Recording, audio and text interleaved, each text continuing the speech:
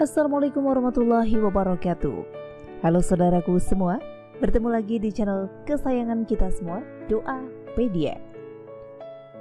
Chatting dengan lawan jenis yang bukan mahram sama halnya dengan berbicara melalui telepon, SMS, dan berkirim surat. Semuanya ada persamaan, yaitu sama-sama berbicara antara lawan jenis yang bukan mahram. Persamaan ini juga mengandung adanya persamaan hukum.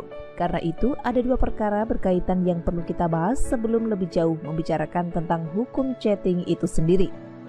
Nah, sebelum lanjut, silakan klik tombol subscribe untuk berlangganan, aktifkan icon lonceng pada layar Anda, dan silakan like video ini apabila Anda suka. Dan silakan share ke sosial media yang Anda punya agar video ini lebih bermanfaat. Chatting istri dengan pria lain yang diperbolehkan dan yang dilarang. Berbicara antara laki-laki dan perempuan yang bukan mahram pada dasarnya tidak dilarang dan tidak merusak keutamaan menjadi seorang istri apabila chatting itu memenuhi syarat-syarat yang sudah ditentukan oleh syara. Seperti chatting yang mengandung kebaikan, menjaga adab-adab kesopanan, tidak menyebabkan fitnah dan tidak khalwat. Begitu jika hal yang penting atau berhajat, umpamanya hal jual beli, kebakaran, sakit dan seumpamanya, maka tidaklah haram. Chatting yang dilarang adalah chatting yang menyebabkan fitnah dengan melembutkan suara, termasuk di sini adalah kata-kata yang diungkapkan dalam bentuk tulisan. Karena dengan tulisan individu juga bisa mengungkapkan kata-kata yang menyebabkan individu merasakan hubungan yang istimewa, kemudian menimbulkan keinginan yang tidak baik. Termasuk juga dalam melembutkan kalimat adalah kata-kata atau isyarat yang mengandung kebaikan, namun ia bisa menyebabkan larangan fitnah dalam Islam, yaitu dengan cara dibentuk yang menyebabkan timbulnya perasaan khusus atau keinginan yang tidak baik pada diri lawan bicara yang bukan mahram. Baik dengan suara ataupun melalui tulisan, jika ada unsur-unsur demikian, ia adalah dilarang meskipun berbicara itu mempunyai niat yang baik atau niatnya biasa-biasa saja. Dalam hadis riwayat Bukhari dan Muslim, janganlah ada di antara kalian yang berkhalwat dengan seorang wanita kecuali dengan mahramnya. Tiadalah seorang lelaki dan perempuan itu jika mereka berdua-duaan, melainkan setanlah yang ketiganya. Hadis sahih. Chattingan istri dengan pria lain harus dengan keperluan dan memiliki batasan sesuai syariat Islam. Yaitu, pertama, jangan tabarruj. Dalam surat Al-Ahzab ayat 33 yang artinya, hendaklah kalian para wanita tetap di rumah kalian dan hindarilah kalian bertabarruj dan seperti tabarruj orang-orang jahiliyah yang dahulu. Kemudian yang kedua, jangan mendayu-dayukan kalimat. Kalimat chatting yang mendayu, mendesah, dan yang serupa bisa merangsang birahi bagi orang yang memiliki penyakit di hatinya. Maka ketika sedang berchatting, baik mengobrol ataupun bercanda, tetap jaga wibawa dalam vibrasi suara. Lalu yang ketiga, selalu minta izin suami jika akan chatting, baik di dalam rumah maupun di luar rumah. Banyak istri yang mulai melupakan aturan dasar ini, bahwasanya izin pada suami untuk keluar rumah ataupun memasukkan tamu ke dalam rumah adalah hal penting yang perlu dilakukan. Meskipun untuk teman sendiri yang sudah sering berkunjung, hal ini juga berlaku pada chatting. Tetap harus dengan izin suami. Kemudian berikutnya, jangan berkhalwat baik di dunia nyata maupun di dunia maya. Menjaga diri agar jangan berdua-duaan merupakan hal penting dalam adab pergaulan, terutama setelah individu menjadi seorang istri.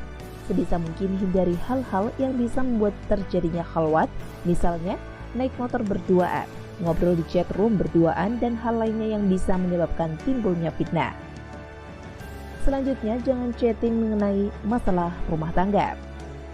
Chatting mengenai masalah rumah tangga pada pihak ketiga yang merupakan lawan jenis sama sekali bukan ide yang bagus. Baiknya hindarilah chattingan persoalan rumah tangga dengan teman lelaki manapun. Barang siapa yang beriman kepada Allah dan hari akhir, maka hindarilah ia berkhalwat dengan seorang wanita tanpa ada mahram wanita tersebut, karena syaitan menjadi orang ketiga di antara mereka berdua. Hadis riwayat Ahmad.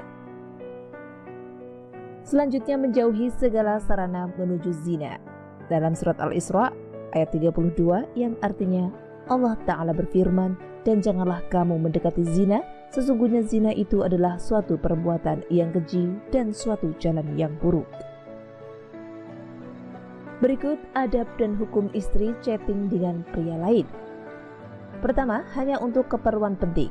Jika chatting tidak untuk keperluan yang penting, maka segeralah dihentikan karena termasuk ke dalam perbuatan sia-sia. Kedua, durasi tidak lama. Hal yang perlu diperhatikan lainnya adalah masalah waktu atau durasi. Jangan sampai melampaui batas. Berapa lamakah waktu yang diperlukan untuk membicarakan hal yang penting? Meski hanya melalui WhatsApp, chatting sebentar saja sudah cukup jika memang dilakukan hanya berdua. Jika ingin lebih lama, lakukanlah chatting di forum. Selanjutnya, jangan sengaja menarik hati lawan chatting. Dalam hal ini Allah Ta'ala berfirman yang artinya, karena itu janganlah kamu, istri-istri Rasul, tunduk, yakni melembutkan suara dalam berbicara sehingga orang yang dalam hatinya ada penyakit memiliki keinginan buruk. Tetapi ucapkanlah perkataan yang baik. Surat Al-Ahzab ayat 32. Imam Qurtubi menafsirkan kata tahda'na, tunduk, dalam ayat di atas dengan arti lainul qaul, melembutkan suara yang memberikan rasa ikatan dalam hati, yaitu menarik hati orang yang mendengarnya atau membacanya adalah dilarang dalam agama kita. Artinya, pembicaraannya dilarang adalah pembicaraan yang menyebabkan fitnah dengan melembutkan suara. Termasuk di sini adalah kata-kata yang diungkapkan dalam bentuk tulisan.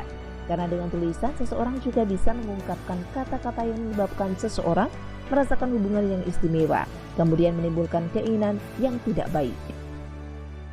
Selanjutnya, larangan khalwat atau berduaan. Janganlah ada di antara kalian yang berkhalwat dengan seorang wanita, kecuali dengan mahramnya. Khalwat sendiri adalah perbuatan menyepi yang dilakukan oleh laki-laki dengan perempuan yang bukan mahram dan tidak diketahui oleh orang lain. Perbuatan ini dilarang karena ia dapat menyebabkan atau memberikan peluang kepada pelakunya untuk terjatuh dalam perbuatan yang dilarang. Dia adalah seorang lelaki dan perempuan itu jika mereka berdua-duaan, melainkan syaitanlah yang ketiga. Khalwat bukan saja dengan duduk berduaan, tetapi berbicara melalui telepon atau chatting di luar keperluan syar'i juga dapat dikatakan berkhalwat.